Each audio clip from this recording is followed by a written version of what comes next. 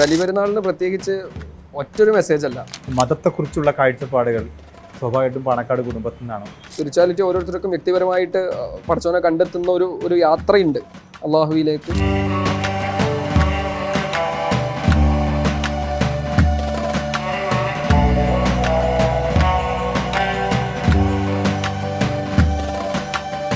എല്ലാത്തിലും ശക്തിമാനായ അല്ലെങ്കിൽ എല്ലാ പ്രപഞ്ച സൃഷ്ടാവിൻ്റെ അടുക്കൽ മാത്രമാണ് നിന്റെ വിധേയത്വം വേണ്ടത് എന്നുള്ള ഈ ലോകം ആസ്വദിക്കാനുള്ളതാണ്, എക്സ്പ്ലോർ ചെയ്യാനുള്ളതാണ്.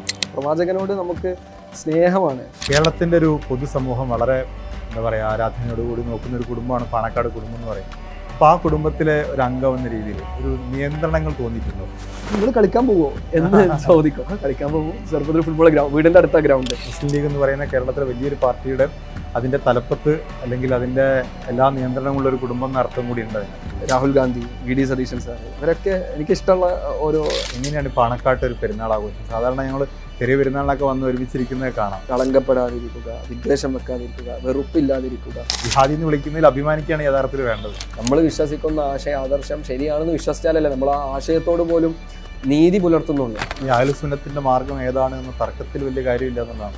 അല്ല, അതാ പറഞ്ഞത്, നേതൃത്വത്തിലേക്ക് വരുന്നത് തടസ്സം ഉണ്ടോന്നില്ല. വരികയാണെങ്കിൽ അപ്പോ ദർബാർ മേ ഖാജ സർ ജുകാത്തെ ഹേ ഔലിയ തൂ ഹേ ഉനൽ വലി ഖാജ.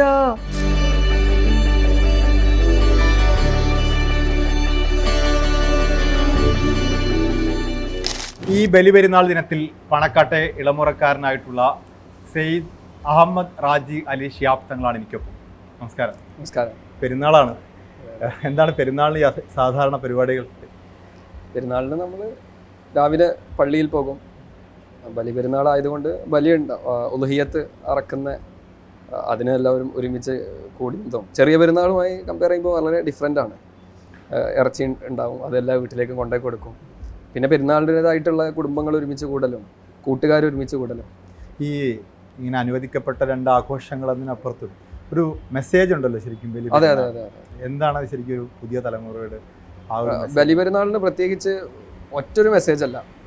ത്യാഗത്തിൻ്റെ, പിന്നെ മനുഷ്യരുടെ ജീവിതത്തിൽ ഒരു ബുദ്ധിമുട്ടുകൾ ഉണ്ടാകാം, ആ ബുദ്ധിമുട്ടുകൾ തരണം ചെയ്ത് മുന്നോട്ട് പോകലാണ് മനുഷ്യൻ ചെയ്യേണ്ടത് എന്നുള്ള ഒരു മെസ്സേജ്. ഇബ്രാഹിം നബി അലൈഹി സ്വലാത്തു വസ്സലാം തങ്ങളുടെ ജീവിത ചരിത്രമാണ് പറയുന്നത്. പിന്നീട് ഹാജറ ബീവിയുടെ സംസം കിണറൊക്കെ ഇതുമായി ബന്ധപ്പെട്ടിട്ട് ഹാജറ ബീവി സഫാ മർവയ്ക്കിടയിൽ ഓടുന്നുണ്ട് ഇസ്മായിൽ അലൈഹി സ്വലാത്തു വസ്സലാം തങ്ങൾ ചെറിയ മോനായ സമയത്ത്. അപ്പോൾ പെരുന്നാളിന് നമ്മൾ ഹജ്ജിലും ഉംറയിലൊക്കെ ഈ സഫാ മർവയ്ക്കിടയിൽ ഓടുന്നത് ഒരു കർമ്മമായി, ആരാധന കർമ്മമായിട്ട് തന്നെ നിർവഹിക്കുന്നുണ്ട്.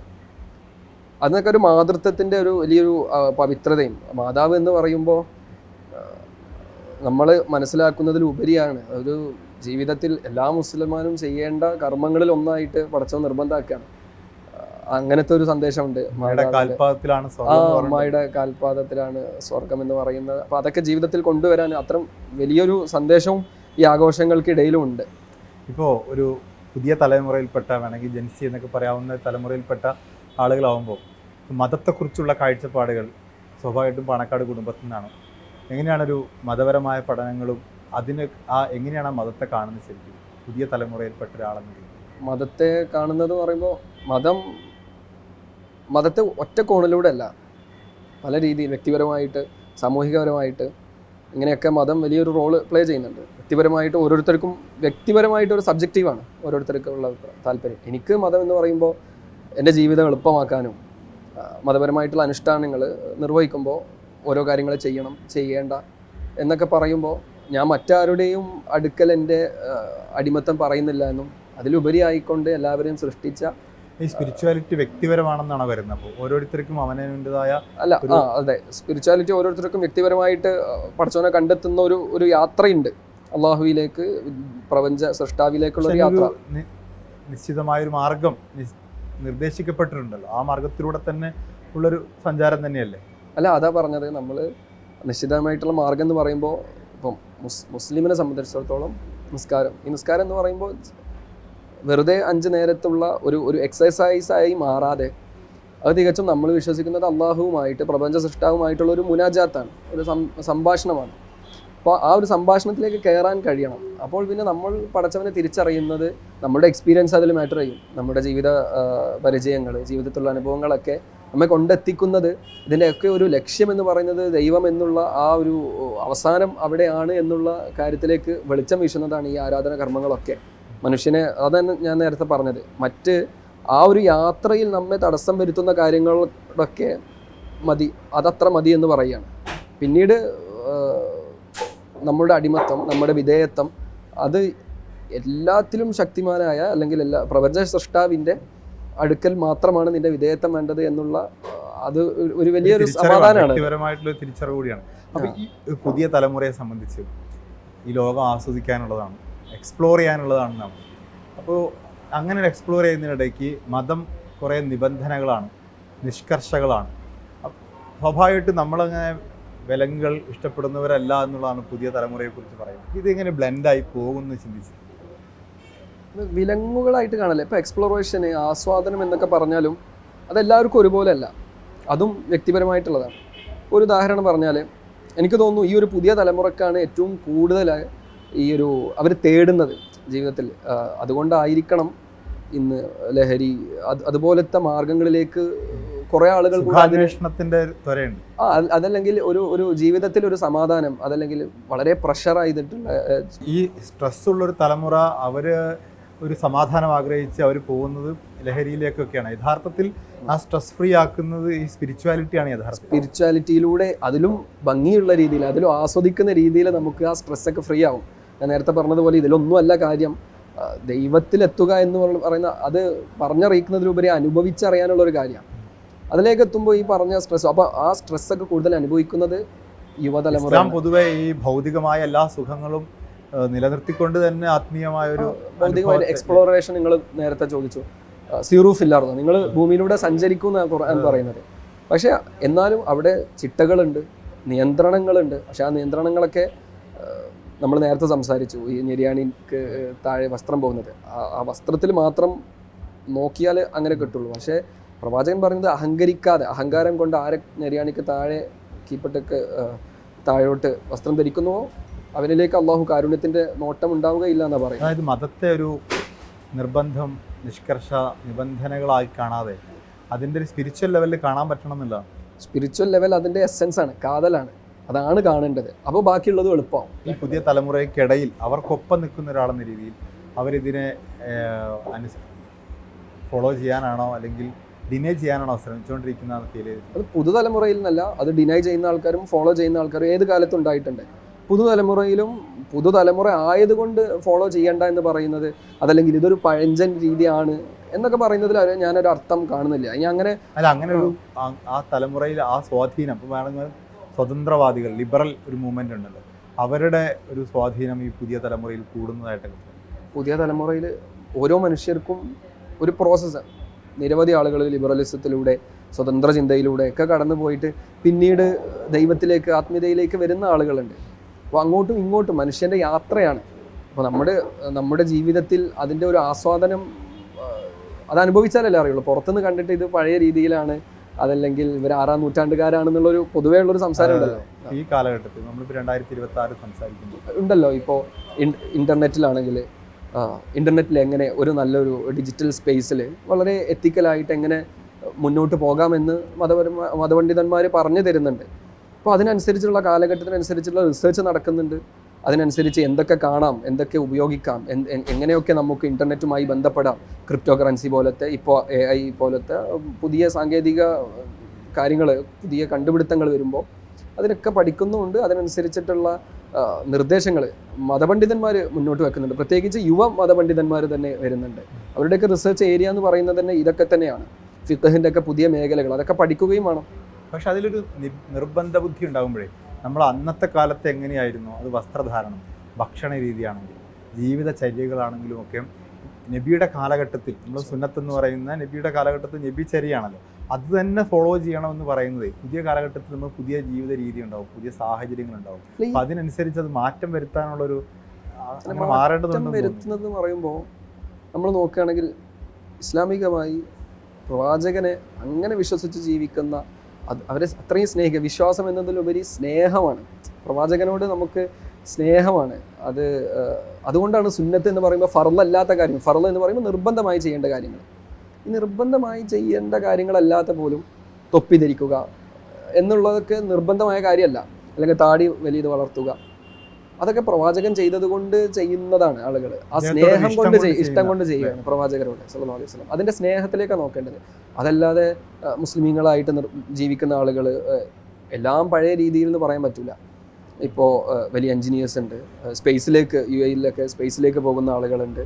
പിന്നെ അതുപോലെ മറ്റ് എല്ലാ മേഖലകളിലും പുതിയ കാലത്തിനനുസരിച്ചിട്ടുള്ള എല്ലാ കണ്ടുപിടുത്തങ്ങളുടെ ഒപ്പം മനുഷ്യരങ്ങനെയാണല്ലോ, മുകളിലോട്ടാണ് പോവുക. എല്ലാം പഠിച്ച് പുതിയ കണ്ടുപിടുത്തങ്ങൾ വരും. നല്ല രീതിയിൽ വരാം, മോശം രീതിയിൽ വരാം. മോശം ഒബ്ജക്റ്റീവ് വെച്ചിട്ട് കണ്ടുപിടുത്തങ്ങൾ നടത്തലുണ്ടാകും. പക്ഷെ എപ്പോഴും മനുഷ്യൻ മുന്നോട്ടേ പോവുകയുള്ളൂ. അതിൻ്റെ ഭാഗമായിട്ട് മുസ്ലിമീങ്ങളും മുന്നോട്ട് പോകുന്നുണ്ട്. അതില്ല എന്ന് പറയാൻ കഴിയില്ല. ആ സമയത്തും പ്രവാചകരോടുള്ള സ്നേഹം ഉള്ളിൽ വെച്ചുകൊണ്ടാണ് നമ്മളിതൊക്കെ ചെയ്യുന്നത്. കേരളത്തിൻ്റെ ഒരു പൊതുസമൂഹം വളരെ എന്താ പറയുക ആരാധനയോടുകൂടി നോക്കുന്ന ഒരു കുടുംബമാണ് പാണക്കാട് കുടുംബം എന്ന് പറയുന്നത്. അപ്പോൾ ആ കുടുംബത്തിലെ ഒരു അംഗം എന്ന രീതിയിൽ ഒരു നിയന്ത്രണങ്ങൾ തോന്നിയിട്ടുണ്ടോ? ഞാൻ എപ്പോഴും ശ്രദ്ധിക്കപ്പെടുമല്ലോ ശരിക്കും ആ കുടുംബത്തിലൊരാളാണ്. ഇപ്പോൾ ജീവിതത്തിൽ ഇപ്പോൾ പ്ലസ് ടു പഠിക്കുമ്പോൾ, ഡിഗ്രി പുറത്തു പോയി പഠിക്കുമ്പോൾ, അല്ലെങ്കിൽ സമൂഹത്തിനിടയിൽ അങ്ങനെ തോന്നിയിട്ടുണ്ടോ? ചെറുതായിട്ടൊക്കെ ഉണ്ടാവും. പക്ഷേ അത് നിയന്ത്രണം അതിൻ്റെ കൂടെ വരുന്നൊരു സംഭവമാണല്ലോ. അതിൽ ഫ്രസ്ട്രേറ്റഡ് ഒന്നുമല്ല. അത് അതിൻ്റെ കൂടെ സെൽഫ് ഡിസിപ്ലിൻ വേണം. അത് നല്ലതുമാണ്. പക്ഷെ ചിലവരത് കൂടുതൽ എക്സ്ട്രീമിസത്തിലേക്ക്, ഇപ്പോൾ ചെറുപ്പത്തിലൊക്കെ നമ്മൾ കളിക്കാൻ പോകുമ്പോഴൊക്കെ നിങ്ങൾ കളിക്കാൻ പോവുമോ എന്ന് ചോദിക്കും. അപ്പോൾ കളിക്കാൻ പോകും. ചെറുപ്പത്തിൽ ഫുട്ബോൾ വീടിൻ്റെ അടുത്ത ഗ്രൗണ്ട്, അതുപോലെ കുട്ടികളായിട്ട് പോകുന്നു. അതിലൊന്നും ഒരു പ്രശ്നമല്ല. ഇനി വലുതായിട്ടായാലും അങ്ങനെ ഒന്നും കുഴപ്പമില്ല. അവരൊക്കെ നമ്മളെ അറിയുമല്ലോ. നമ്മളായിട്ട് നിൽക്കുമ്പോൾ, ഞാൻ അവിടെ പോയിട്ട് ഞാൻ പാണക്കാട്ടെ തങ്ങളാന്ന് പറഞ്ഞ് നിൽക്കുമ്പോൾ അതാണ് ശരിയല്ലാത്തത്. നമ്മൾ നമ്മളുടേതായിട്ട് നിൽക്കും, അവരവരുടേതായിട്ട് നിൽക്കും. അതൊരു ബാധ്യതയായിട്ടും ഒരു ഉത്തരവാദിത്തമായിട്ടൊക്കെ തോന്നിയിട്ടുണ്ട്. ഉത്തരവാദിത്തമായി തോന്നുന്നത് പാണക്കാട് തങ്ങൾ എന്നുള്ളതല്ല. പക്ഷെ നമുക്ക് പല ആളുകളും നമ്മൾ കേൾക്കും. അവരുടെ ഇപ്പോൾ വീട്ടിൽ ചെറുപ്പം മുതൽ നമ്മൾ കാണുന്നുണ്ട്. വാപ്പയായാലും മൂത്താപ്പാരായാലൊക്കെ ഓരോരുത്തർ വരുന്ന അവരുടെ കാര്യങ്ങൾ പറയുന്നു, കേൾക്കുന്നു, പരിഹരിക്കാൻ കഴിയുന്നത് പരിഹരിക്കുന്നു. ഈ പരിഹരിക്കാൻ കഴിയുന്നില്ലെങ്കിലും കേട്ട് കൊടുത്താൽ തന്നെ അവർക്കൊരു ഊർജ്ജമാണ്. ആ ഊർജ്ജം കൊണ്ട് ചിലപ്പോൾ ആ പ്രശ്നം അവർ തന്നെ പരിഹരിക്കും. നമ്മളൊന്ന് കേട്ട് കൊടുത്താൽ മതി. ചില കാര്യങ്ങൾ വരുമ്പോൾ പ്രാർത്ഥന ഉണ്ടാകും, അവർക്കൊരു ഊർജ്ജം കിട്ടും. ചില കാര്യങ്ങൾ വരുമ്പോൾ നമുക്കൊരു ഇതൊക്കെ ഇനിയും എന്തെങ്കിലും ചെയ്യാൻ പറ്റിയിരുന്നെങ്കിൽ വലിയൊരു സുഖമായിരുന്നു എന്ന് തോന്നാറുണ്ട്. ഒരു ക്വാളിറ്റി എന്താ തോന്നിയിട്ടുള്ളത് അങ്ങനെ പാണക്കാട് കുടുംബത്തിൽ നിന്ന്? ആ കുടുംബത്തിൻ്റെ ഒരു ലെഗസി ഉൾക്കൊണ്ടുകൊണ്ട് ജീവിക്കുമ്പോൾ, അല്ല അതിൻ്റെ ഒരു അംഗമായി മാറുമ്പോൾ അതിൻ്റെ ഒരു ക്വാളിറ്റി എന്നിൽ അങ്ങനെ ഒരു ക്വാളിറ്റി ഉള്ളതായിട്ട് തോന്നി എന്താണ്? അല്ല, അങ്ങനെ ക്വാളിറ്റി എന്ന് പറയുമ്പോൾ എൻ്റെ ക്വാളിറ്റീസ് എനിക്ക് അങ്ങനെ സ്വാഭാവികമായിട്ട് ജീവിതത്തിൽ ഉൾക്കൊള്ളുന്ന ഒരു മൂല്യം ഉണ്ടാവും. ക്വാളിറ്റി എല്ലാവരെയും കേൾക്കാൻ സാധിക്കുക, അവർക്കുമായി സമയം കൊടുക്കുക. നമുക്ക് മാത്രം ഉള്ളതല്ല നമ്മുടെ സമയം എന്ന് പറയുന്ന ഒരു വലിയ സന്ദേശം. അത് പറഞ്ഞ് മനസ്സിലാക്കുകയല്ല, ഇവരുടെ ജീവിതത്തിൽ നിന്ന് കാണുകയാണ്. ചിലപ്പോൾ നമുക്ക് തന്നെ നമ്മൾ തന്നെ ഫ്രസ്ട്രേറ്റഡ് ആവും. ചിലപ്പോൾ ചെറുപ്പത്തിൽ ബാപ്പനെ കിട്ടാത്തപ്പോൾ, അല്ലെങ്കിൽ ഒരു ഫാമിലി ഗാദറിങ്ങിനൊക്കെ ചിലപ്പോൾ കുറച്ച് ബുദ്ധിമുട്ടാണ്. പക്ഷെ അപ്പോഴും പിന്നീട് നമ്മൾ ആലോചിക്കുമ്പോൾ നമ്മുടെ സമയം നമ്മളെ സ്നേഹിക്കുന്ന ആളുകളുടെ കൂടെ അവകാശമാണെന്ന് മനസ്സിലാക്കിയിട്ട് അവർക്ക് കൊടുക്കുകയാണ്. അത് എന്നെ സംബന്ധിച്ചിടത്തോളം ഈ ആളുകൾ തരുന്ന സ്നേഹത്തിന് നമ്മൾ തിരിച്ചു കൊടുക്കുന്ന ഒരു നിർബന്ധമായി ചെയ്യേണ്ട കാര്യമാണ്. അതൊക്കെ എനിക്ക് ഇപ്പോൾ വാപ്പ ചെയ്യുന്ന ഉത്തരവാദിത്തങ്ങൾ മകനിലൂടെ കൂടി വരുമല്ലോ. ആൾക്കാരെ പറയാനും കേൾക്കാനും ഒക്കെ ഉള്ളൊരു വരുമല്ലോ താങ്കളിലേക്ക്. അല്ല, അത് വരും. ആൾക്കാർക്ക് സ്നേഹമാണ്, ആളുകൾ നമ്മളങ്ങനെ കാണുന്നുണ്ട്, സന്തോഷമാണ്. എന്നാൽ അതിൽ നമുക്ക് ചെയ്യാൻ കഴിയുന്നത് ചെയ്യുക. എന്നാൽ നമ്മുടെ ഒരു ജീവിതമുണ്ട്, നമ്മുടെ വ്യക്തിപരമായിട്ടുള്ള ജീവിതമുണ്ട്. അതും കൂടെ മുന്നോട്ട് കൊണ്ടുപോകണം. ഈ പാണക്കാട് കുടുംബത്തെ സംബന്ധിച്ച് സ്പിരിച്വൽ ആയിട്ടുള്ള ഒരു നേതൃത്വം ഉണ്ടെങ്കിൽ കൂടെ അതിന് കൂടെ ഒരു പൊളിറ്റിക്കലായിട്ടുള്ള ഒരു ഉത്തരവാദിത്വം കൂടിയുണ്ട്. എപ്പോഴും മുസ്ലിം ലീഗ് എന്ന് പറയുന്ന കേരളത്തിലെ വലിയൊരു പാർട്ടിയുടെ അതിൻ്റെ തലപ്പത്ത് അല്ലെങ്കിൽ അതിൻ്റെ എല്ലാ നിയന്ത്രണമുള്ള ഒരു കുടുംബം എന്ന അർത്ഥം കൂടി ഉണ്ട്. അതിനകത്ത് രാഷ്ട്രീയമായിട്ടൊക്കെ ഇടപെടലുകളൊക്കെ ഉണ്ടോ? രാഷ്ട്രീയപരമായിട്ട് ഇടപെടൽ എന്ന് പറയുമ്പോൾ രാഷ്ട്രീയപരമായിട്ടുള്ള പരിപാടികളിൽ പോകാറുണ്ട്. പിന്നെ അതുമാതിരി നമ്മുടെ നാട്ടിലുള്ള രാഷ്ട്രീയ മുസ്ലിം ലീഗിൻ്റെ അല്ലെങ്കിൽ MSFൻ്റെ യൂത്ത് ലീഗിൻ്റെ ഒക്കെ കമ്മിറ്റികളിലൊക്കെ അംഗമാണ്. ഇടപെടലുകൾ ഇഷ്ടമാണ്. രാഷ്ട്രീയം ചെറുപ്പത്തിലേ നോക്കിക്കാണുന്ന ആളാണ്. പിന്നെ നമ്മളൊരു ഉത്തരവാദിത്തമുള്ള പൗരൻ എന്നുള്ള രീതിയിൽ നമ്മുടെ ചുറ്റും എന്ത് നടക്കുന്നു, ഇതൊക്കെ നമ്മളെ ബാധിക്കുന്ന കാര്യമാണല്ലോ. നമ്മൾ അൺഅവെയർ ആയിട്ട് ഇരുന്നിട്ട് കാര്യമില്ല, പൊളിറ്റിക്കലി അവെയർ ആയിരിക്കണം. ആ രീതിയിൽ പോലെ തന്നെ അതിൽ ഉൾക്കൊണ്ട് ജീവിക്കേണ്ട ഒരു സാധനം തന്നെ രാഷ്ട്രീയം എന്നുള്ള അർത്ഥമുണ്ട്. എങ്ങനെ മതം പോലെ തന്നെ നമ്മൾ ഉൾക്കൊണ്ട് രാഷ്ട്രീയം എന്തായാലും ഉണ്ടാവും. നമ്മൾ ഇനി ഉൾക്കൊണ്ടാലും ഇല്ലെങ്കിലും നമ്മളെ ബാധിക്കുന്ന കാര്യമാണ്. ജീവിതത്തിൽ ഇവിടെ ഉണ്ടാക്കുന്ന പോളിസീസ്, എക്കോണമിക് പോളിസീസ്, സാമ്പത്തികമായിട്ടുള്ള പല ചർച്ചകൾ നടക്കും. ഇതൊക്കെ നമ്മൾ അതിൽ ചർച്ച ചെയ്താലും ഇല്ലെങ്കിലും, നമ്മളത് അവെയർ ആണെങ്കിലും അല്ലെങ്കിലും ഇതൊക്കെ നമ്മളെ ബാധിക്കുന്ന കാര്യമാണ്. അതുകൊണ്ട് നമ്മളതിൽ രാഷ്ട്രീയപരമായിട്ട് അറിയുന്ന എന്താണ് നമ്മൾ ചുറ്റും അറിയുന്ന ആളാണെന്നുള്ളൊരു ബോധ്യം കുടുംബത്തിലായതുകൊണ്ട് ലീഗ് പൊളിറ്റിക്സിന് അപ്പുറത്തൊരു പൊളിറ്റിക്സിലേക്ക് ചിന്തിക്കാൻ പറ്റാത്തൊരവസ്ഥയുണ്ട്. ഇപ്പോൾ നമ്മൾ രാഷ്ട്രീയം എന്ന് പറയുമ്പോൾ നമ്മൾ ചിന്തിച്ചാലും ഇല്ലെങ്കിലും നമ്മുടെ ഉള്ളിലുണ്ടെന്ന് പറയുമ്പോൾ അതിനപ്പുറത്ത് ഇപ്പോൾ കോൺഗ്രസിന്റെ പൊളിറ്റിക്സോ അല്ലെങ്കിൽ CPM പൊളിറ്റിക്സോ ഒക്കെ എനിക്ക് അങ്ങനെ അതിലേക്കൊക്കെ പോകാനുള്ള ഒരു തടസ്സമായില്ലേ? അങ്ങനെ തടസ്സം ഞാൻ അങ്ങനെ ആലോചിച്ചിട്ടില്ല. ലീഗ് പൊളിറ്റിക്സിന്റെ അപ്പുറത്തേക്ക് ഒരു പൊളിറ്റിക്സ് ഒരു ആവശ്യമാണല്ലോ, എനിക്ക് അങ്ങനെ ഇതുവരെ തോന്നിയിട്ടില്ല. നമ്മൾ ജനിച്ച് വളർന്ന് പഠിച്ചതൊക്കെ ഡൽഹിയിലൊക്കെയാണ്. അപ്പോൾ അവിടുത്തെ സാഹചര്യങ്ങൾ, പലതരത്തിലുള്ള ചിന്തകൾ നമ്മളിവിടെ കടന്നു പോകും, നമ്മുടെ വായനകളിലൂടെ കടന്നു പോകാം. അപ്പോൾ ഇങ്ങനെ സമുദായ രാഷ്ട്രീയമല്ല വേണ്ടത്, കുറച്ചുകൂടി ഒരു മതേതരമായ അല്ലെങ്കിൽ കോൺഗ്രസിൻ്റെ ഒരു ദേശീയ രാഷ്ട്രീയത്തിൻ്റെ അങ്ങനെയൊക്കെ ചിന്തിച്ചിട്ടുണ്ടോ? ഇല്ല. ഇതിലിപ്പോൾ നിങ്ങൾ ചോദിച്ചതിൽ ലീഗിന്റെ രാഷ്ട്രീയത്തിൽ മതേതരത്തിന് സമുദായ രാഷ്ട്രീയമുണ്ട്, ഒരു കുറവ് അല്ല. പക്ഷെ നമ്മളെ നേതാക്കളെ നോക്കിക്കാണും. ഇപ്പം ഞാനിപ്പോൾ എൻ്റെ നേതാക്കളെ നോക്കിക്കാണും, മുസ്ലിം ലീഗിൻ്റെ നേതാക്കളെ നോക്കിക്കാണും, ഇപ്പോഴുള്ള നേതാക്കളും അതുപോലെ ഇതിന് മുൻപുള്ള നേതാക്കൾ CH മുഹമ്മദ് കോയ സാഹിബിനെ പോലെ, ബാഫഖി തങ്ങളെ പോലെ, പൂക്കോയ തങ്ങളെ പോലെ, ഇവരുടെയൊക്കെ. അപ്പോൾ ഈ ഒരു നേതൃത്വത്തെ നോക്കുമ്പോൾ ഇതിനപ്പുറത്തേക്ക് വേറൊരു നേതൃത്വത്തിനെ കാണാൻ കഴിയുന്നില്ല. CH മുഹമ്മദ് കോയ സാഹിബിൻ്റെ ഒക്കെ ഞാൻ വീണ്ടും പറയുന്നില്ല, നമുക്കറിയാം അദ്ദേഹത്തിൻ്റെ ജീവിതം എങ്ങനെയായിരുന്നു. അദ്ദേഹത്തിൻ്റെ പ്രയത്നം കൊണ്ട് ഇവിടെ കേരളത്തെ ന്യൂനപക്ഷ മുസ്ലിം സമുദായത്തിന് കിട്ടിയ നേട്ടങ്ങൾ, അതോടൊപ്പം തന്നെ ഇവിടുത്തെ ആ സോഷ്യൽ ഫാബ്രിക് വളരെ നല്ല രീതിയിൽ മുന്നോട്ട് കൊണ്ടുപോകാൻ അത്തരം നേതൃത്വങ്ങളുടെ ഇടപെടലുകൾ ഒരുപക്ഷെ കേരളത്തിന് പുറത്തുള്ള പല സംസ്ഥാനങ്ങളിലും കാണുന്നതിനേക്കാൾ ഹെൽത്തി ആയിട്ട് ആരോഗ്യപരമായിട്ട് ഇവിടുത്തെ ഒരു സാമൂഹിക ഘടന മുന്നോട്ട് പോകുന്നുണ്ട്.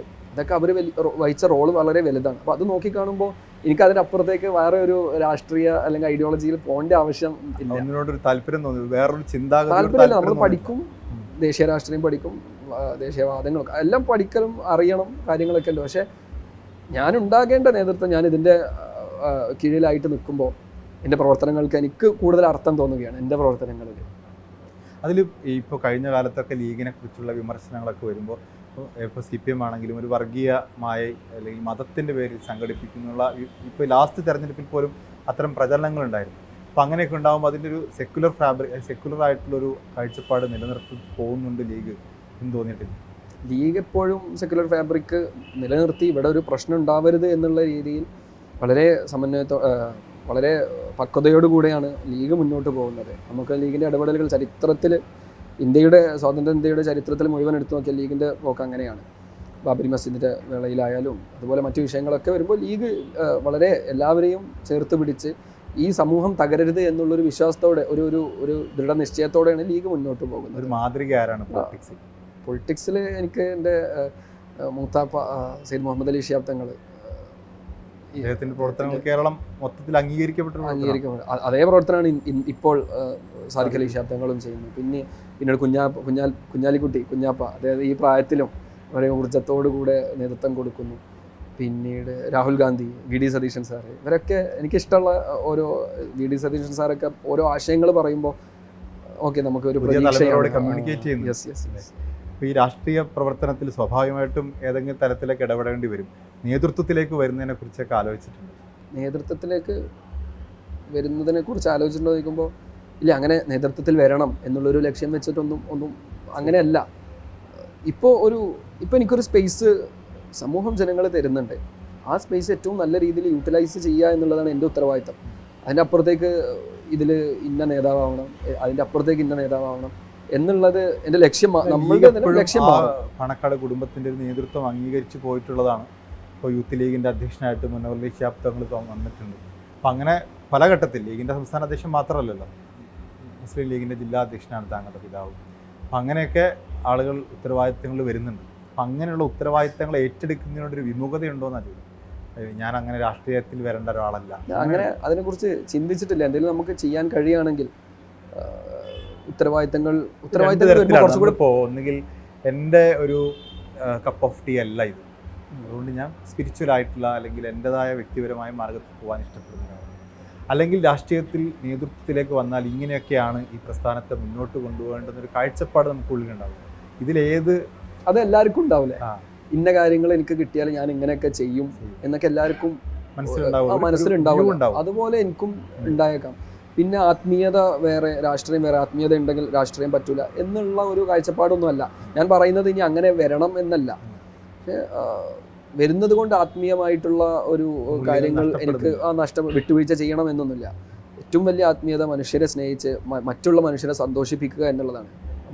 നമ്മുടെ ഉസ്താദന്മാരും ഗുരുക്കന്മാരും പഠിപ്പിക്കുന്നത് ഒരു അള്ളാഹുവിന് ഏറ്റവും ഇഷ്ടമുള്ള ആരാധന എന്ന് പറയുന്നത് പല കാര്യങ്ങളുണ്ട്. നിസ്കാരമുണ്ട്, അതിലൊന്നാണ് മറ്റുള്ള സഹോദരനെ, മറ്റുള്ള മനുഷ്യനെ സന്തോഷിപ്പിക്കുക എന്നുള്ളത്. അതാണല്ലോ രാഷ്ട്രീയത്തിലൂടെ സത്യസന്ധമായി പ്രവർത്തിക്കുമ്പോൾ ചെയ്യുക. അത് ആത്മീയതയിൽ ഒരു കോട്ടമോ അതിലൊരു വിട്ടുവീഴ്ച ഒന്നും ചെയ്യേണ്ട ആവശ്യമില്ല. ആത്മീയത തന്നെയാണ് നമ്മൾ ആത്മീയത പൊളിറ്റിക്സിൽ അപ്ലൈ ചെയ്യുകയാണെങ്കിൽ പൊളിറ്റിക്സ് കുറച്ചുകൂടി സുന്ദരമാവും. നമ്മൾ കേരളത്തിൽ ഉണ്ടായ വലിയ മുന്നേറ്റങ്ങളൊക്കെ ഇല്ലേ, ശ്രീനാരായണ ഗുരുവിന്റെ മുന്നേറ്റങ്ങളും നവോത്ഥാന മുന്നേറ്റങ്ങളൊക്കെ ആത്മീയത ഉണ്ടല്ലോ അതിലൊക്കെ. ഒരു സ്പിരിച്വൽ പ്ലസ് ബ്ലെൻഡ് ചെയ്തിട്ടുള്ള മൂവ്മെന്റ് ആണ്. അപ്പോഴേ മനുഷ്യർക്ക് റിലേറ്റ് ചെയ്യാൻ കഴിയുള്ളൂ എനിക്ക് തോന്നാറുണ്ട്. ആ നേതൃത്വത്തിലേക്ക് വരുന്നതിന് തടസ്സമില്ല. അല്ല, അതാ പറഞ്ഞത്, നേതൃത്വത്തിലേക്ക് വരുന്നത് തടസ്സമുണ്ടോ എന്നില്ല. വരികയാണെങ്കിൽ ഇപ്പൊ എനിക്ക് കിട്ടുന്ന ഒരു സ്പേസ് തീരുമാനം വരുമ്പോൾ അങ്ങനെ വരികയാണെങ്കിൽ അപ്പോഴത്തെ സാഹചര്യങ്ങളാവാം, അപ്പോഴത്തെ നമ്മളെ ചിന്താഗതി കാര്യങ്ങളൊക്കെ ഉണ്ടാകും. ഇപ്പോൾ ലഭിക്കുന്ന സ്പേസിൽ ഞാൻ അൽഹംദുലില്ലാ സാറ്റിസ്ഫൈഡ് ആണ്. എനിക്ക് പലതും ചെയ്യാൻ കഴിയുന്നുണ്ട്. ഈ പെരുന്നാളിനെ കുറിച്ച് പറഞ്ഞപ്പോഴേ, ഈ പെരുന്നാളിൽ എങ്ങനെയാണ് പാണക്കാട്ട് ഒരു പെരുന്നാൾ ആഘോഷം? സാധാരണ ഞങ്ങൾ ചെറിയ പെരുന്നാളിനൊക്കെ വന്ന് ഒരുമിച്ചിരിക്കുന്നത് കാണാം. കുടുംബമൊക്കെ ഒരുമിച്ച് വരുമോ? കുടുംബം എല്ലാവരും ഒരുമിച്ച് വരും, ഒരുമിച്ചിരിക്കും.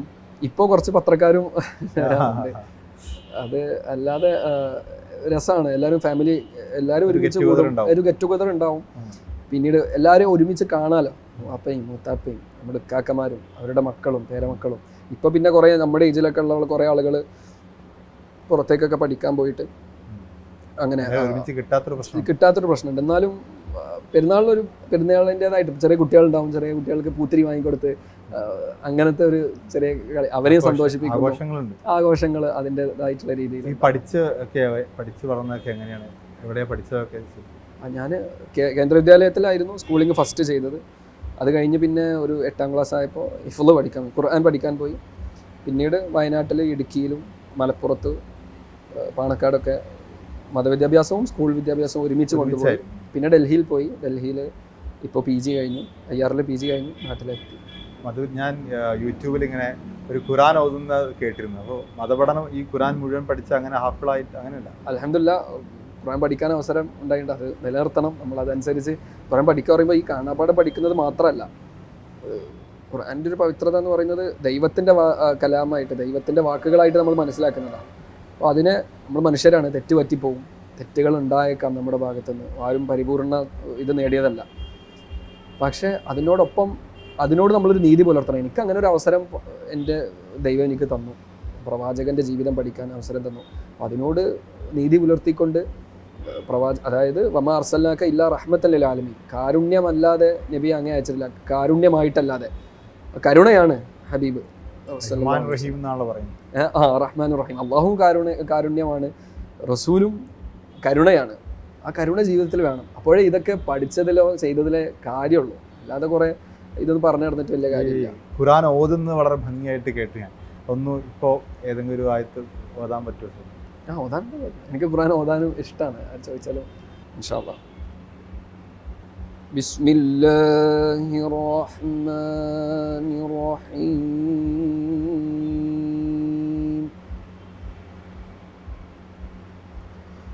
നൂൻ വൽ ഖലമി വമാ യസ്തുറൂൻ.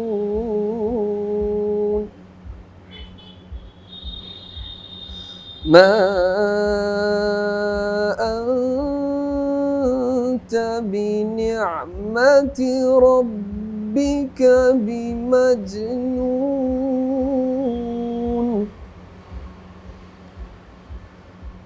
وإن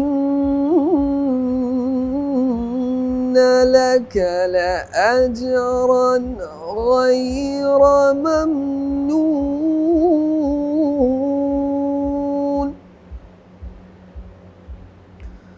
وإنك لعلى خلق عظيم.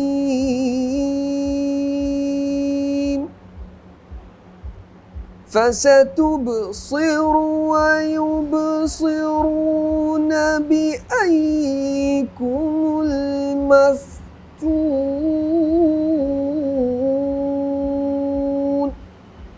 صدق الله. സാധാരണ നമ്മൾ ഇസ്ലാമിനെ കുറിച്ച് പറയുമ്പോഴുള്ള തെറ്റിദ്ധാരണകൾ, ഇപ്പോൾ ഇസ്ലാമോഫോബിക് ആയ ഒരു സമൂഹം അല്ലെങ്കിൽ അവർ അതിനെക്കുറിച്ച് തെറ്റിദ്ധാരണാജനകമായി പറയുന്ന പല കാര്യങ്ങളുണ്ട്. അപ്പോൾ അതിൽ എന്താണ് റാജി അലി ഇതൊരു കാഴ്ചപ്പാടെന്ന് പറഞ്ഞാൽ നല്ലതായിരിക്കും. ഇപ്പോൾ ജിഹാദ് എന്ന് പറയുന്നത്, ഇപ്പോൾ മനുഷ്യരെ ഇപ്പോൾ ഈ അടുത്തും കൂടി സിനിമയിലൊക്കെ ജിഹാദി എന്ന് വിളിച്ചതെന്ന് പറഞ്ഞിട്ട് കുറ്റപ്പെടുത്തലാണ്. യഥാർത്ഥത്തിൽ ആ വാക്കിൻ്റെ അർത്ഥം ജിഹാദി എന്ന് വിളിക്കുന്നത് ദൈവത്തിന് വേണ്ടി പ്രവർത്തിക്കുന്ന ഒരാളെന്ന അർത്ഥത്തിലായിരിക്കുമല്ലോ. ജിഹാദ് എന്നുകൊണ്ട് എന്താണ് റാജി? അത് പ്രവാചകർ പറയണ്ടേ സല്ലല്ലാഹു അലൈഹി വസല്ലം, ഏറ്റവും വലിയ ജിഹാദ് സ്വന്തം നഫ്സിനോട് ചെയ്യുന്ന ജിഹാദാണ്. സ്വന്തം നഫ്സ് എന്ന് പറയുമ്പോൾ ശരീരത്തിൻ്റെ ഇച്ഛകളോട്, നേരത്തെ പറഞ്ഞ നമ്മുടെ ഹൃദയത്തെ ബാധിക്കാവുന്ന പല കാര്യങ്ങളുണ്ടല്ലോ, അസൂയായിരിക്കാം, അഹങ്കാരമായിരിക്കാം, മറ്റുള്ള ആളുകളോടുള്ള വിദ്വേഷമായിരിക്കാം, ഇതൊക്കെ ഒഴിവാക്കലാണ് ഏറ്റവും വലിയ ജിഹാദ്. അതിലുണ്ടെല്ലാം എന്നാണ് ഞാൻ മനസ്സിലാക്കുന്നത്. അങ്ങനത്തെ ഒരാൾക്ക് ഈ പുറത്ത് കേൾക്കുന്ന അർത്ഥങ്ങളുണ്ടല്ലോ, ജിഹാദിന് പൊതുവേ ഇസ്ലാമോഫോബിക് ആയിട്ടുള്ള ആളുകൾ പറയുന്ന അർത്ഥങ്ങൾ, ആ അർത്ഥങ്ങളിലേക്ക് ഈ ഒരു കാര്യം അറിഞ്ഞാൽ, ഇതാണ് ഏറ്റവും വലിയ ജിഹാദ് എന്ന് പ്രവാചകർ പഠിപ്പിച്ചത് അറിഞ്ഞാൽ, ആ ഒരാൾക്ക് വേറെ ആളോട് വിദ്വേഷം വെക്കാനോ കാര്യങ്ങളൊന്നും കഴിയുകയില്ല. അപ്പം ഇത് അറിയുന്നില്ല ജനങ്ങൾ. ഒന്നെങ്കിൽ പുറത്തുനിന്ന് ഇതുകൊണ്ട് ഈ ഒരു വെറുപ്പ് പ്രചരിപ്പിച്ചിട്ട് അതിൽ നിന്ന് രാഷ്ട്രീയപരമായിട്ടുള്ള നേട്ടങ്ങൾ ഉണ്ടാക്കുന്ന ആളുകളുണ്ടാവും. അവരാണല്ലോ ഈ ഹെയ്റ്റ്രഡിൻ്റെ ആ ഒരു നെറേറ്റീവ് മുന്നോട്ട് വെക്കുന്നത്. അതിലേക്ക് പോവുകയാണെങ്കിൽ കുറേ പറയാനുണ്ടാവും. അപ്പോൾ യഥാർത്ഥ അർത്ഥം ഈ പറഞ്ഞ ഇതാണ് ഏറ്റവും വലിയ ജിഹാദ്. ഈ നമ്മുടെ ജീവിതത്തെ ബാധിക്കാവുന്ന, ഇത്തരം ഹൃദയത്തെ ബാധിക്കാവുന്ന രോഗങ്ങൾക്കെതിരെയുള്ളത് അതൊന്നും ബാധിക്കാതെ നോക്കലാണ് ഏറ്റവും വലിയ. കളങ്കപ്പെടാതിരിക്കുക, വിദ്വേഷം വെക്കാതിരിക്കുക, വെറുപ്പില്ലാതിരിക്കുക. ജിഹാദി എന്ന് വിളിക്കുന്നതിൽ അഭിമാനിക്കുകയാണ് യഥാർത്ഥത്തിൽ വേണ്ടത്. അത് ആ വിളിക്കുന്ന അർത്ഥത്തിൽ ഉണ്ട്, ആള് ഏതർത്ഥത്തിലാണ് വിളിക്കുന്നതെന്നുണ്ട്. വാക്കർത്ഥം ഉൾക്കൊള്ളുന്ന അർത്ഥത്തിലാണെങ്കിൽ ഒരു കുഴപ്പമില്ല. പക്ഷെ ഈ പറഞ്ഞതുപോലെ ഇത് കുറച്ച് ആളുകൾ പ്രചരിപ്പിക്കുകയാണ്, അതുകൊണ്ട് കുറച്ച് നേട്ടങ്ങൾ ഉണ്ടായിരിക്കാം. പക്ഷെ അതൊന്നും പ്രത്യേകിച്ച് നമ്മളെ കേരളത്തിൽ ഒന്നും വില പോകരുത്, വില പോകില്ല. രണ്ടാമത്തെ പ്രധാനപ്പെട്ട ഒരു ആരോപണം, ഇപ്പോൾ ഈ ലിബറൽ മൂവ്മെൻറ്റുകളും എക്സ് മുസ്ലിം എന്ന് പറയുന്ന കമ്മ്യൂണിറ്റിയൊക്കെ പ്രചരിപ്പിക്കുന്ന പ്രധാനപ്പെട്ട കാരണം ഇസ്ലാം സ്ത്രീ വിരുദ്ധമാണ്. സ്ത്രീകൾക്ക് വലിയ നിയന്ത്രണങ്ങളുണ്ട്. സ്ത്രീകൾ അവിടെ ഒരു സ്വത്വമുള്ളവരല്ല, പുരുഷൻ്റെ അടിമയായി ജീവിക്കുന്നവരാണെന്ന് അർത്ഥം. എങ്ങനെയാണ് ഇസ്ലാമിൻ്റെ ഒരു സ്ത്രീ കാഴ്ചപ്പാടിന് രാജ്യം? ഇസ്ലാമിൽ സ്ത്രീ ഒരിക്കലും ഒരു അടിമയായിട്ടോ അങ്ങനെയല്ലല്ലോ. ചരിത്രത്തിലുടനീളമായിട്ട് മുസ്ലിം വനിതകൾ എത്ര ആളുകളുണ്ട്. ഇപ്പോൾ കറവിയൻ യൂണിവേഴ്സിറ്റി ഫാത്തിമ ഫിഹ്രിയ തുടങ്ങിയതാണ് മൊറോക്കോയിലെ ഒരു സ്ത്രീയാണ് ആദ്യം യൂണിവേഴ്സിറ്റി കൊണ്ടുവരുന്നത്. ആ സ്ത്രീ മുസ്ലിമായിരുന്നു. പിന്നെ ഈ ശാക്തീകരണം അല്ലെങ്കിൽ എംപവർമെൻറ്റ്, മുന്നേറ്റം എന്നൊക്കെ പറയുന്നത് കുറച്ചാളുകൾ പറയുന്ന ഡെഫിനിഷൻസിൽ മാത്രം ഒതുങ്ങുന്നതാണെങ്കിൽ അങ്ങനെ ആദ്യം ഒരു കണ്ണട വെച്ചാൽ ആ കണ്ണടയിലൂടെ നോക്കിയാൽ ആ കളറേ കാണുള്ളൂ. ഒരു റെഡ് ഗ്ലാസ് വെച്ചിട്ട് നോക്കിയാൽ എല്ലാം റെഡായിട്ടാണ് കാണുക. അതുകൊണ്ടാണ് ആ പ്രശ്നം വരുന്നത്. ആ കണ്ണട ഊരി മാറ്റിയിട്ട് വളരെ എന്താ പറയുക, പഠിക്കാനുള്ള ആഗ്രഹം കൊണ്ട് നോക്കുമ്പോൾ സമൂഹത്തിലുണ്ടാകുന്ന കാര്യങ്ങൾ ഓരോ സമൂഹത്തിലുണ്ടാവും. അത് ഓരോ സമൂഹത്തിൻ്റെ പ്രശ്നങ്ങളായിട്ട് നമുക്ക് കാണാം. ഇസ്ലാമിനെ പറഞ്ഞുകൊണ്ട് ഇസ്ലാം ഇന്ന രീതിയിൽ സ്ത്രീയെ അടിച്ചമർത്തുന്നു, സ്ത്രീക്ക് സ്വാതന്ത്ര്യമില്ല എന്നൊക്കെ പറയുമ്പോൾ അങ്ങനെയല്ല. സ്ത്രീക്കും നിയന്ത്രണങ്ങളുണ്ട്, അതുപോലെ പുരുഷനും നിയന്ത്രണങ്ങളുണ്ട്. അത് ഞാൻ നേരത്തെ പറഞ്ഞതുപോലെ മറ്റുള്ള രീതിയിൽ കളങ്കപ്പെടാതിരിക്കാൻ മുന്നോട്ട് പോകാൻ ദൈവം മുന്നോട്ട് വെച്ച നിർദ്ദേശങ്ങളാണ്. അത് സ്വീകരിക്കുന്നതിൽ സന്തോഷമുള്ള ആളുകളാണ് അത് സ്വീകരിക്കുന്നത്. അല്ലാത്ത ആളുകൾക്ക് ഇവിടെ ഇന്ത്യൻ ജനാധിപത്യത്തിൽ നിർബന്ധിച്ച് ചെയ്യിപ്പിക്കുന്നൊന്നും ഇല്ലല്ലോ. നിയന്ത്രണം സ്ത്രീക്കും പുരുഷനും ഉണ്ട്, രണ്ടുപേർക്കും ഉണ്ട്. സ്ത്രീകൾക്ക് കുറച്ച് അധികമായി വസ്ത്രധാരണത്തിന്റെ കാര്യത്തിലാണ്. അല്ല, ചില കാര്യങ്ങളിലാണ്. ഇപ്പോൾ ഉദാഹരണം, സ്വർണം ധരിക്കാൻ പുരുഷന് സ്വർണം ധരിക്കാൻ പറ്റും. ഇസ്ലാമിൽ മുസ്ലിം പുരുഷന്മാർക്ക് സ്വർണം ധരിക്കാൻ പാടില്ല എന്നാണ് നമ്മൾ ഞങ്ങൾ മുസ്ലിങ്ങളെ അടിച്ചമർത്തുന്നു എന്ന് പറയുന്നില്ലല്ലോ. അത് ഓരോ സബ്ജക്റ്റീവാണ്. എന്നാൽ ഈ എംപവർമെൻറ്റ് അല്ലെങ്കിൽ അവരുടെ ഡെവലപ്മെൻറ്റ് എന്നൊക്കെ പറയുമ്പോൾ എത്ര മുസ്ലിം ഡോക്ടേഴ്സ് ഉണ്ട്, എൻജിനീയേഴ്സ് ഉണ്ട്, കുറേ അങ്ങനത്തെ രീതിയിലൊക്കെ മുന്നോട്ട് പോകുന്നുണ്ടല്ലോ. ഇത് കുറ്റം മാത്രം കണ്ടുപിടിക്കാൻ വേണ്ടി സംസാരിക്കുമ്പോൾ ഉണ്ടാകുന്ന പ്രശ്നം. ഈ എക്സ് മുസ്ലിം എന്ന് പറയുന്ന മൂവ്മെൻറ്റിനോട് അതിനെക്കുറിച്ച് എന്താണ് അഭിപ്രായം? അല്ല, ഞാൻ അതിനെക്കുറിച്ച് ആദ്യമൊക്കെ കുറച്ച് ഫോളോ ചെയ്തിരുന്നു. പിന്നീട് ഈ പറഞ്ഞതുപോലെ പഠിക്കാൻ തയ്യാറാവണം. അതല്ലാതെ ഒന്നുകിൽ അവരുടെ ജീവിതത്തിൽ ഉണ്ടായ അനുഭവങ്ങളായിരിക്കാം, അത് ഖേദകരം തന്നെയാണ്. അവരുടെ ജീവിതത്തിലുണ്ടായ അനുഭവങ്ങൾ കൊണ്ട് ഒരു സമൂഹത്തെ മൊത്തം അടിച്ച് താറടിക്കുക എന്ന് പറയുന്നത് ശരിയായ കാര്യമല്ല. അപ്പം അത് മാറി ഇന്ന് ആ ഒരു കണ്ണട ഊരി മാറ്റി ജനങ്ങളെ അറിയാൻ, സമൂഹത്തെ അറിയാൻ ശ്രമിക്കണം എന്നുള്ളതാണ്. നമ്മളെ കൂടെ ആരാണോ ഉള്ളത് അവർക്കനുസരിച്ചിട്ടാണല്ലോ. അപ്പോൾ അത്തരം പുറത്തുനിന്നുള്ള ഇൻഫ്ലുവൻസ് നല്ലോണം വരുന്നുണ്ടാവും. ഇസ്ലാമിലെ തന്നെ മറ്റ് ധാരകളെ കുറിച്ചുള്ള അഭിപ്രായം? പലതരം ധാരകൾ, സുന്നി ധാരയിൽ തന്നെ കേരളത്തിൽ സലഫി ധാരയുണ്ട്. അങ്ങനെ വ്യത്യസ്ത അഭിപ്രായങ്ങൾ നിലനിൽക്കട്ടെ എന്നുള്ളതാണോ, അല്ലെങ്കിൽ അതിലൊരു സമന്വയം ഉണ്ടാവണം എന്ന് ആഗ്രഹിക്കും? അതിലൊരു സമന്വയം എന്ന് പറയുമ്പോൾ എന്തുകൊണ്ട് ഈ അഭിപ്രായങ്ങൾ ഉണ്ടായി എന്നുള്ളതാണല്ലോ. ഉദാഹരണം പറയുകയാണെങ്കിൽ നമുക്ക് ഇപ്പോൾ ഞാനൊരു സുന്നിയാണ്. സുന്നി എന്ന് പറയുമ്പോൾ സമസ്ത കേരള ജമിയത്തുൽ ഉലമയുടെ ആശയാദർശങ്ങൾക്കനുസരിച്ച് ജീവിക്കുന്ന ഒരാളാണ്. അപ്പോൾ ഇവിടെ നമ്മൾ എന്തുകൊണ്ട് മറ്റ് ചേരികൾ ഉണ്ടാകുന്നു, അവിടെ കൈ എവിടെ കെട്ടണം അല്ലെങ്കിൽ തറാവിയിൽ എത്ര റക്കായത്ത് നിസ്കരിക്കുന്നു എന്നുള്ള കർമ്മങ്ങളിലുള്ളതല്ല ഒരു പ്രധാന പ്രശ്നം എന്ന് പറയുന്നത്. ചിലപ്പോൾ വിശ്വാസപരമായിട്ട് അഖീദപരമായിട്ടുള്ള പ്രശ്നങ്ങളുണ്ടായിരിക്കാം, നമ്മൾ കാണുന്ന രീതിയിലായിരിക്കില്ല മറ്റും. അതുകൊണ്ട് അവർ എതിർക്കപ്പെട്ട് അവരോട് മിണ്ടാൻ പാടില്ല എന്നൊന്നും ഞാൻ വിശ്വസിക്കുന്നില്ല. അവർക്ക് അവരുടെ രീതിയിലുള്ള അഭിപ്രായങ്ങൾ പറയാം, ഈ രാജ്യത്ത് അങ്ങനെ ജീവിക്കാം. നമ്മളിനി നമ്മുടെ വിശ്വാസം വെച്ച് ജീവിച്ചത് കൊണ്ട് ഒരു യൂണിറ്റിക്ക് അവിടെ ഒരു കുഴപ്പമില്ല. ഒരുമിച്ച് നിൽക്കേണ്ട സ്ഥലങ്ങളിൽ ഒരുമിച്ച് നിൽക്കാം. പക്ഷേ നമ്മുടെ ആശയങ്ങളിൽ, നമ്മുടെ ആശയാദർശങ്ങളിൽ നമ്മൾ ഉറച്ച തീരുമാനമായിരിക്കും, അല്ലെങ്കിൽ നമ്മൾ അതിൽ ഉറച്ചു നിൽക്കും. സുന്നി പാരമ്പര്യ ഇസ്ലാമിൽ റസൂലുള്ളാഹി സ്വല്ലല്ലാഹു അലൈഹി വസല്ലമ തങ്ങൾക്ക് ശേഷം നിരവധി ഗുരുക്കന്മാരും ആത്മീയ ഗുരുക്കന്മാരും പണ്ഡിതന്മാരും ഉണ്ടായിട്ടുണ്ട്. അവരുടെ പാഠങ്ങളൊക്കെ ഉൾക്കൊണ്ട് അങ്ങനെ ജീവിക്കുന്ന അഹ്ലുസ് സുന്നത്തിന്റെ മാർഗം ഏതാണ് എന്ന തർക്കത്തിൽ വലിയ കാര്യമില്ല എന്നുള്ളതാണ്. ഏതാണ് നമ്മൾ തർക്കിച്ചിട്ട് കാര്യമില്ല. ഇത് നമ്മളടുത്തല്ലല്ലോ ഇതിൻ്റെ ഒരു ജഡ്ജ്മെന്റ് ഉള്ളത്. നമ്മൾ ആദ്യം നമ്മൾ മനസ്സിലാക്കണം, നമ്മൾ അള്ളാഹുവിൻ്റെ ദൈവത്തിൻ്റെ അടിമകളാണ്, ദൈവത്തിൻ്റെ സൃഷ്ടികളാണ്. ബാക്കിയുള്ള സൃഷ്ടികളെ ജഡ്ജ് ചെയ്തിട്ട് അവർ ശരിയല്ല എന്ന് പറയാനുള്ള ഒരു ഒരു ഒരു ഒരു അവകാശം നമുക്കില്ല. എന്നാൽ പണ്ഡിതന്മാർ അവർ ചെയ്യേണ്ട കാര്യം ചെയ്യണം. അവർ പഠിച്ച കാര്യങ്ങൾ, അത് ഓരോ ശൈലിയിലുള്ള പണ്ഡിതന്മാർ അവർ ചെയ്ത കാര്യങ്ങൾ ചെയ്യും. നമ്മൾ വിശ്വസിക്കുന്ന ആദർശം ശരിയാണെന്ന് വിശ്വസിച്ചാലല്ലേ നമ്മൾ ആ ആശയത്തോട് പോലും നീതി പുലർത്തുന്നുള്ളൂ. ആ രീതിയിൽ പാരമ്പര്യവും പാണ്ഡിത്യവും തമ്മിലുള്ളൊരു ക്ലാഷ് ഇപ്പോൾ അടുത്ത കാലത്തൊക്കെ സംവാദങ്ങളിലൊക്കെ ഉണ്ടായിരുന്നു. നിങ്ങൾ വലിയൊരു പണക്കാട്ട കുടുംബം എന്ന് പറഞ്ഞാൽ വലിയൊരു പാരമ്പര്യത്തിൻ്റെ അവകാശികളാണ്. പാണ്ഡിത്യം അതിനോടുകൂടി ചേർന്ന് പോകേണ്ട ഒന്നാണ്, അല്ലെങ്കിൽ പാരമ്പര്യം മാത്രം മതി? എങ്ങനെയാണ് അതിനെ കാണുന്നത്? ആ സംവാദം പഠിക്കണം, പാണ്ഡിത്യം വേണം, വ്യത്യസ്ത രീതിയിലുള്ള പഠിപ്പുകളും അറിവും വേണം. അതിലുപരിയായിക്കൊണ്ട് നമുക്ക് വലിയ പാണ്ഡിത്യം ഉണ്ട് എന്നല്ല, പക്ഷെ ഞാൻ മനസ്സിലാക്കുന്നത് ഇതൊക്കെ അറിയുന്ന ആളുകളുമായിട്ട് ബന്ധം വേണം. ബന്ധം എന്ന് പറയുമ്പോൾ ഒരു ഹൈ ബൈ അറിയുന്ന ബന്ധമല്ല, അവരോടൊക്കെ സംവദിക്കാൻ പറ്റണം, അവരോട് കാര്യങ്ങൾ മനസ്സിലാക്കാൻ പറ്റണം, ചോദിക്കാൻ കഴിയണം. എല്ലാം അറിഞ്ഞൊരു പണ്ഡിതനാണെന്ന് പറഞ്ഞിരിക്കലല്ല, അറിഞ്ഞ ആളുകളുടെ അടുത്ത് പോകാനും അവരിൽ നിന്ന് കാര്യങ്ങൾ പഠിക്കാനൊക്കെ കഴിയണം എന്നുള്ളതാണ്. ഇപ്പോൾ ഈ നേതൃത്വത്തിലേക്ക് വരുന്ന പോലെ തന്നെയാണല്ലോ പാർട്ടി അധികാരം എന്ന് പറയുന്നത്. പാണക്കാട് കുടുംബം എപ്പോഴും ഈ അധികാര രാഷ്ട്രീയത്തിന് വിട്ടു നിൽക്കുന്നവരാണ്. അങ്ങനെ ഒരു ഡിറ്റാച്ച്മെന്റ് എന്തിനാണ് യഥാർത്ഥത്തിൽ?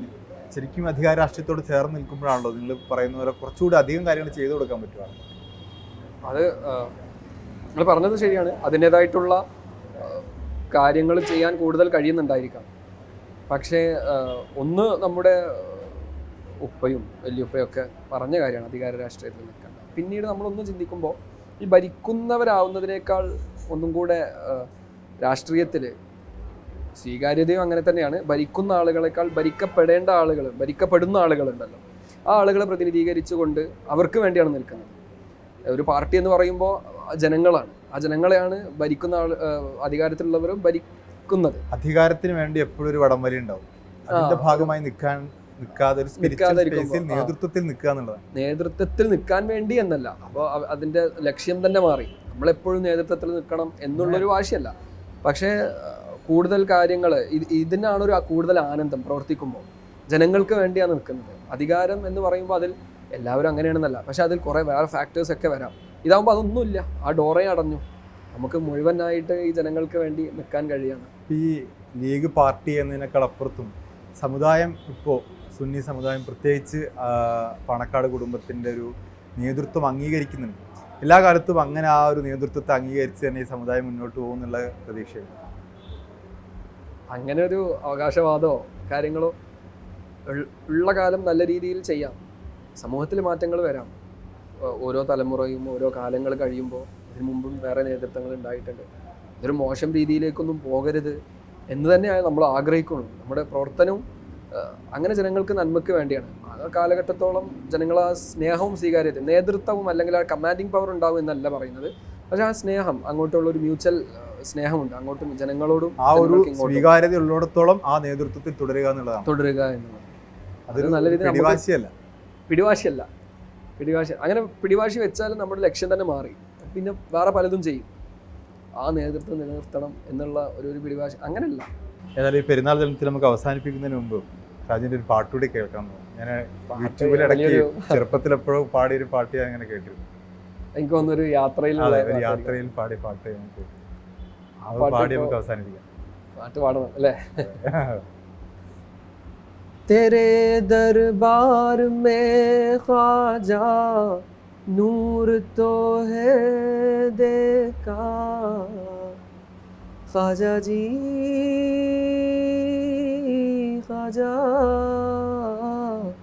तेरे दरबार में ख्वाजा सर झुकाते हैं औलिया तू है उनल वली ख्वाजा रुतबा है प्यारा चाहने से तुझको ख्वाजा जी मुस्तफा को पाया.